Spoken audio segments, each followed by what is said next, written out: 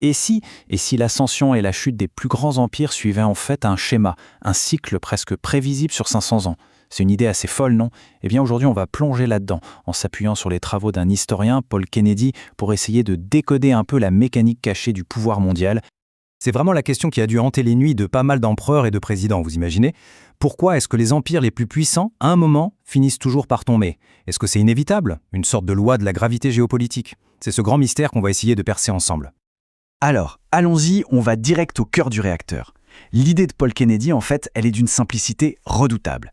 Il nous dit, la puissance militaire d'un pays, tous ses soldats, ses navires, ce n'est que la partie visible de l'iceberg.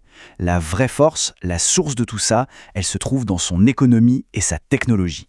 Et voilà le truc, quand cette base économique commence à se fissurer, mais que les ambitions militaires, elles, ne baissent pas, eh bien le déclin devient quasi inévitable. C'est ça le moteur secret qui fait et défait les empires. Et ce déséquilibre, ça a un nom, la surextension impériale. L'image est assez simple. Imaginez un athlète qui continue de courir un marathon, mais qui n'a plus rien dans les réserves. Ses muscles sont à bout. C'est exactement ce qui arrive aux empires. Leurs engagements militaires, toutes ces bases à l'étranger, les guerres qui coûtent une fortune, tout ça finit par peser beaucoup trop lourd par rapport à ce que l'économie peut réellement supporter. C'est vraiment le piège classique dans lequel presque toutes les grandes puissances sont tombées. Allez, on commence notre voyage dans le temps, on retourne au XVe siècle avec les tout premiers pionniers qui ont complètement redéfini les règles du jeu.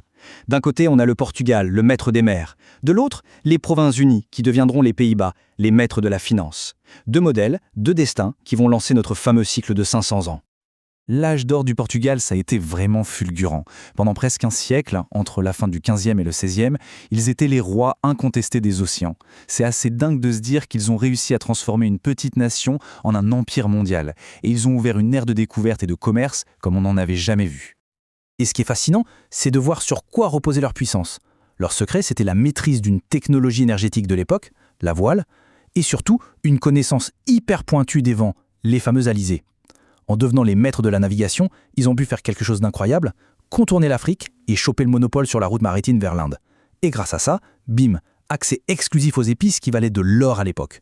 C'est ça qui a bâti leur richesse et leur pouvoir. Mais bon, vous vous en doutez, un tel succès, ça attire forcément la concurrence. Le Portugal s'est épuisé à essayer de défendre son immense empire commercial. En face, des rivaux comme les Provinces-Unies étaient bien plus dynamiques. Résultat, le Portugal s'est fait absorber par son grand voisin, l'Espagne. C'est la première illustration parfaite de notre cycle et de la fragilité du pouvoir.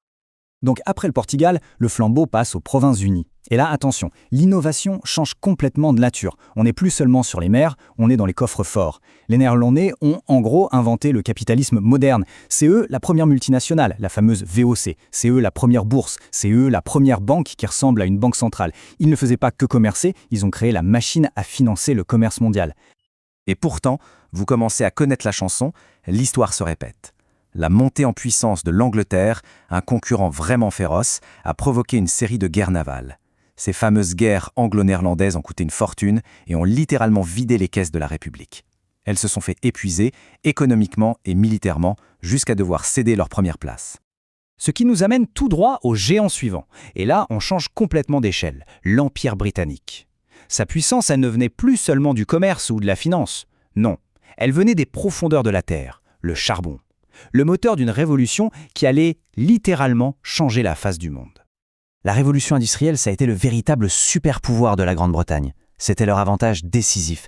En maîtrisant le charbon et la machine à vapeur, le pays a pu se mettre à produire des biens, des navires, des armes, à une échelle qu'on n'avait tout simplement jamais vue auparavant.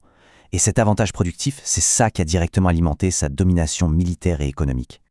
Pour bien se rendre compte de l'ampleur du truc, il y a un chiffre qui parle de lui-même. Tenez-vous bien, en 1870, à son apogée, le Royaume-Uni produisait à lui seul un quart de toute la production économique mondiale. Un quart, c'est juste énorme.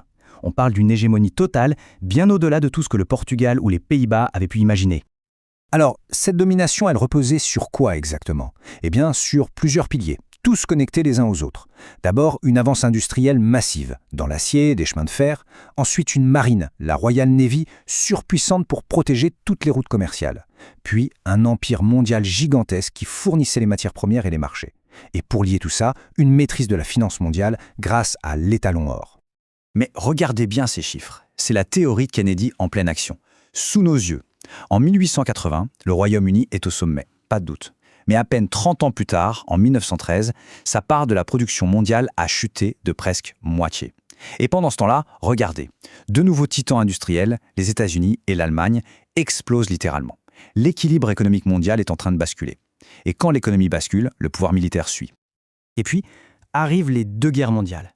Elles vont agir comme un accélérateur terrible en épuisant complètement les vieilles puissances européennes. Du coup, le flambeau du leadership mondial, il traverse l'Atlantique et il atterrit aux États-Unis. Mais, en héritant du pouvoir, l'Amérique hérite aussi du même dilemme historique que tous ceux qui l'ont précédé. Là encore, un chiffre qui donne le vertige. En 1945, juste après la guerre, l'économie américaine produisait presque la moitié de la richesse mondiale. La moitié. C'est une position de force, une domination qu'on n'avait tout simplement jamais vue dans l'histoire moderne. Et, un peu comme les Néerlandais l'avaient fait des siècles plus tôt, les États-Unis n'ont pas seulement dominé par leur industrie, ils ont aussi façonné tout le système financier mondial à leur avantage. Le fameux système de Bretton Woods a fait du dollar la monnaie de référence pour tout le commerce international. Ça a donné à Washington un avantage économique et stratégique absolument colossal pour des décennies. Et c'est là que le modèle de Kennedy devient vraiment éclairant pour notre époque. Regardez un peu cette liste. Des guerres longues et coûteuses comme au Vietnam. Des engagements militaires sur presque tous les continents. Des déficits commerciaux et budgétaires qui n'arrêtent pas de se creuser. Et surtout, la montée en puissance de nouveaux concurrents économiques. On dirait bien que tous les symptômes classiques de la surextension impériale sont là. La question c'est, est-ce que le schéma est en train de se répéter, là, juste sous nos yeux? Ce qui nous amène à la question vraiment cruciale. Est-ce que ce cycle est une fatalité, une sorte de loi de l'histoire à laquelle on ne peut pas échapper, ou est-ce qu'une grande puissance peut, pour la toute première fois, apprendre des erreurs du passé et réussir à briser ce cycle? Cette citation de Kennedy résume le défi à la perfection. En gros, il dit que les États-Unis doivent aujourd'hui gérer tout un tas d'engagements militaires qui ont été décidés à une époque où leur domination économique était totale, sans partage. Le problème, c'est qu'ils le font dans un monde où leur part du gâteau économique a relativement diminué. C'est ça la définition même du piège de la grande puissance. Et tout ça nous laisse avec une question totalement ouverte. Quand on regarde le monde d'aujourd'hui, au XXIe siècle, qui sont les puissances en pleine ascension, celles qui débordent de dynamisme économique? Et à l'inverse, qui sont celles qui semblent ployer un peu sous le poids de leurs engagements passés? Le grand jeu de l'histoire, lui en tout cas, il ne s'arrête jamais. Merci d'avoir été là.